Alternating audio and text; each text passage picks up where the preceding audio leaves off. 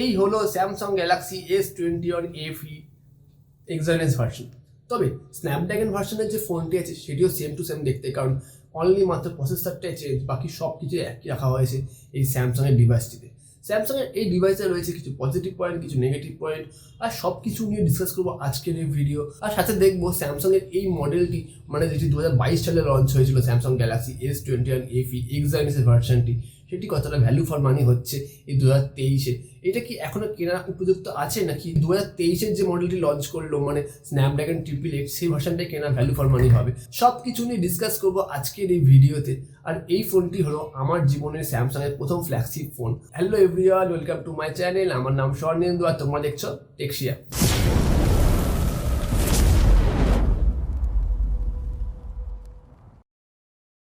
ডিজাইনের দিক থেকে এই ফোনটি রয়েছে মেটাল ফ্রেম, মানে এখানে ফ্রেমটি দেওয়া রয়েছে অ্যালুমিনিয়ামে, আর ফোনের ব্যাক সাইডে দেওয়া রয়েছে পলিকার্বনেট প্লাস্টিকের কোয়ালিটিও এখানে অনেকটাই ভালো।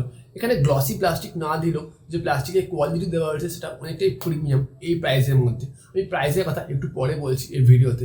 এই ফোনের থিকনেস বা ডেপথের দিক থেকে দেওয়া রয়েছে 7.9 মিলিমিটার, তবে ফোনটির ওয়েট অনেকটাই কম রাখা হয়েছে এই প্রাইসের মধ্যে। তোমরা গেস করো তো এই ফোনটার ওয়েট কত হতে পারে?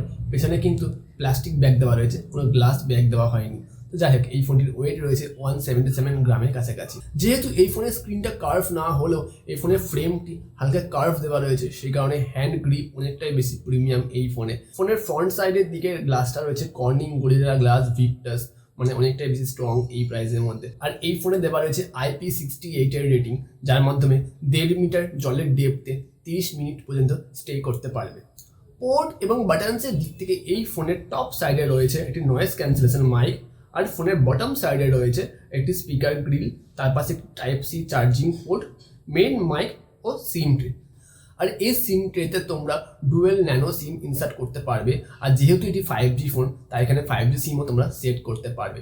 তবে এই সিম ট্রেতে তোমরা কোনো রকম SD কার্ড এক্সটেন্ড করার স্লট পাবে না। আর এই ফোনের রাইট সাইডে রয়েছে একটি ভলিউম প্লাস মাইনাসের বাটন, আর তার নিচেই হলো একটি পাওয়ার বাটন। তবে পাওয়ার বাটনে কোনো ফিঙ্গারপ্রিন্ট সেন্সার দেয়নি, কারণ এই ফোনের ফিঙ্গারপ্রিন্ট সেন্সারটি ইন ডিসপ্লে বা আন্ডার ডিসপ্লে।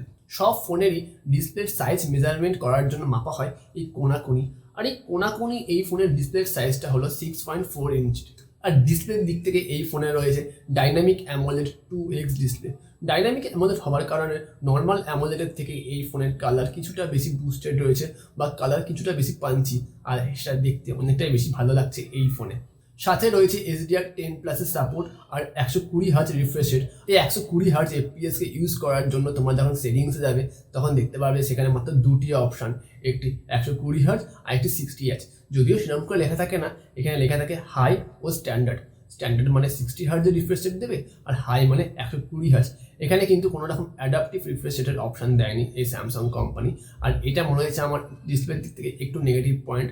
তোমাদের অল টাইমই 120 হার্জ রিফ্রেশ রেটে ফিক্স করতে হবে, অথবা 60 হার্জ রিফ্রেশ রেটে ফিক্স করতে হবে। 2022 সালে যখন এই Samsung Galaxy S21 FE Exynos ভার্সনটি লঞ্চ করেছিল তখন তার দাম ছিল প্রায় 50,000 রুপিস ইন্ডিয়ান মার্কেটে। আর এই 2023 সালে যখন স্যামসাং গ্যালাক্সি S21 FE স্ন্যাপড্রাগনের ভার্সনটি লঞ্চ করলো তখন এই পুরনো ভার্সনটি মানে 2022 সালের যে Exynos ভার্সনটি লঞ্চ করেছিল সেই ফোনটির দাম হয়ে গেল প্রায় 35,000 ইন্ডিয়ান মার্কেটে। তবে বিভিন্ন অনলাইন স্টোরে এটিকে 35,000-এ পাওয়া গেলেও মোটামুটি ব্যাঙ্ক ডিসকাউন্ট বা কার্ড ডিসকাউন্টের মাধ্যমে এই ফোনটি তোমরা 30,000 রুপিসে পেয়ে যাবে অনলাইন মার্কেটে। তবে স্যামসাংয়ের অফিসিয়াল স্টোরে তোমরা এই ফোনটি পাবে না, সেখানে শুধুমাত্র স্ন্যাপড্রাগনের ভার্সনটি অ্যাভেলেবেল রয়েছে।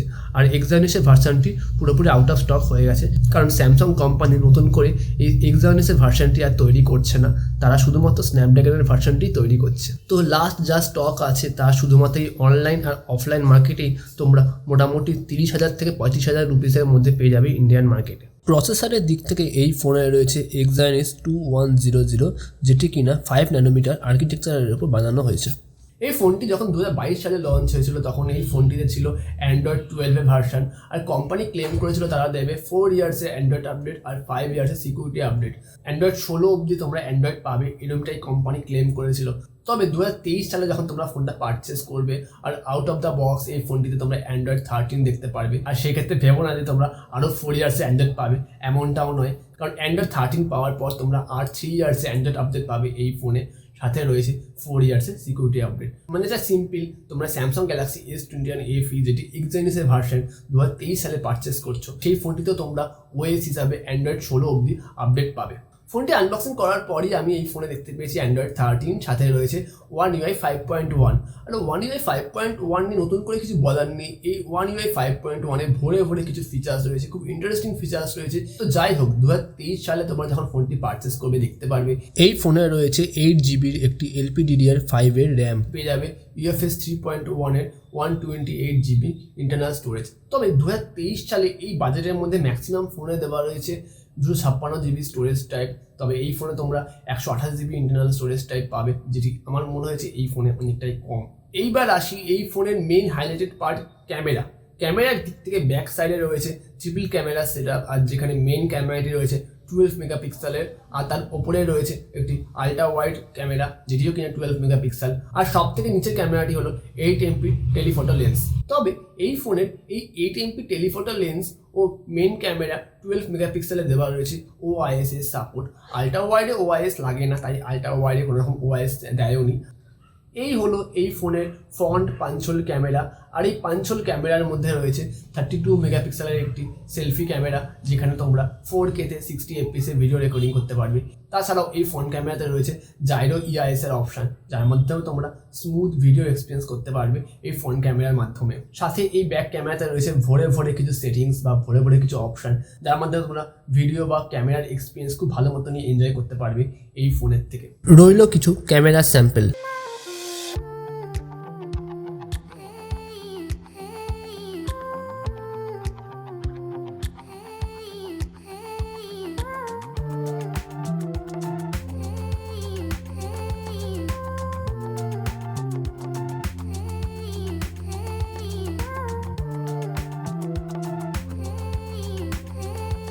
যেহেতু ফ্ল্যাগশিপ লেভেলের ফোন, তার জন্য সেন্সারের দিক থেকে এখানে ভরে ভরে সেন্সার দেওয়া রয়েছে।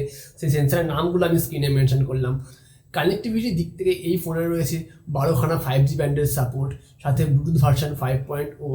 এখন 2023-এ ম্যাক্সিমাম ফোনে ব্লুটুথ ভার্সন 5.3 চলে আসলেও এই ফোনে তোমরা 5.0 দেখতে পারবে, যেটি 2022 সালেই বেরিয়েছিল, আর 2022 সালের লেটেস্ট ভার্সন ছিল। এই ফোনে রয়েছে NFC সাপোর্ট, সাথে এখানে স্যামসাং DX এর সাপোর্ট পেয়ে যাবে। তবে এই ফোনে তোমরা স্যামসাংয়ের মোবাইল টিভির সাপোর্ট পাবে না। যাই হোক, এই ফোনে রয়েছে গুড লকের সাপোর্ট, আর গুড লকের সাপোর্ট থাকার কারণে এই ফোনে তোমরা ম্যাক্সিমাম কাস্টমাইজ করতে পারবে সেই গুড লকের মাধ্যমে।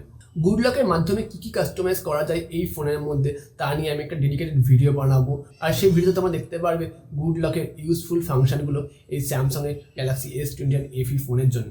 অডিও বা সাউন্ডের দিক থেকে এই ফোনে রয়েছে ডুয়েল স্টেরিও স্পিকার, একটি বটম ফায়ারে ও আরেকটি ইয়ারপিসে, যেটি ভালোভাবে দেখা না গেলেও সাউন্ড কোয়ালিটি অনেক ভালো। ছোট একটা ক্লিপ রইল এই সাউন্ডের।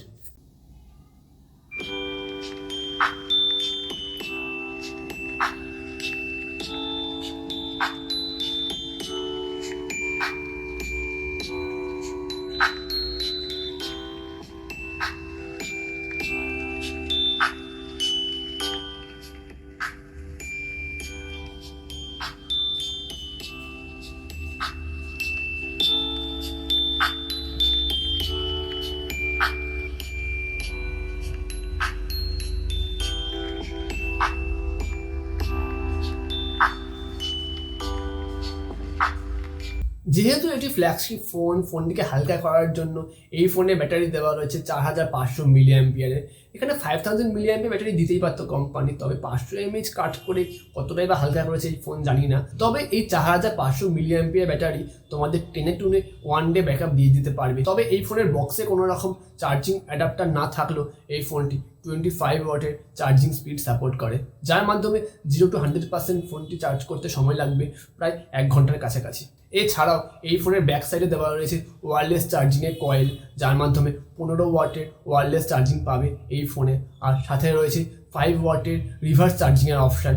আর এই 5 ওয়াটের রিভার্স চার্জিংয়ের মাধ্যমে যে কোনো ওয়্যারেবল ডিভাইস যেমন ব্লুটুথ ইয়ারফোন বা স্যামসাংয়ের গ্যালাক্সি ওয়াচ এইগুলিকে তোমরা ওয়্যারলেসলি চার্জ দিতে পারবে এই ফোনের ব্যাক প্যানেলের মাধ্যমে। তাছাড়াও এই ফোনের মানে স্যামসাং গ্যালাক্সি S21 যে কোনো সিরিজকে তোমরা ওয়্যারলেসলি চার্জ প্রোভাইড করতে পারবে এই রিভার্স চার্জিংয়ের মাধ্যমে। মানে দুখানা রিভার্স চার্জিংয়ের ফোনকে এই পিঠে পিঠ টাচ করে রাখলে এখান থেকে রিভার্স চার্জিংয়ের মাধ্যমে দুটি ফোনেই চার্জ তোমরা ট্রান্সফার করতে পারবে।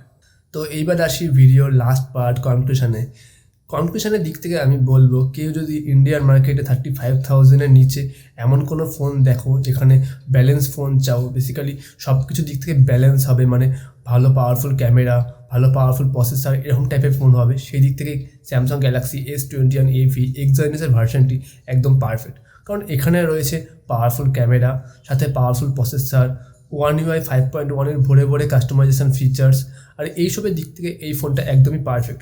কেউ যদি এই গেমটাকে স্যাক্রিফাইস করতে পারো, মোটামুটি অল্প গেম এই ফোনে খেলতে পারবে, তবে হার্ড লেভেলের গেম এই ফোনে অতটাও ভালো চলবে না, কারণ কিছুক্ষণ পরই ফ্রেম ড্রপ হওয়া শুরু করবে আর ফোনটিও অনেকটা হিট প্রডিউস করবে।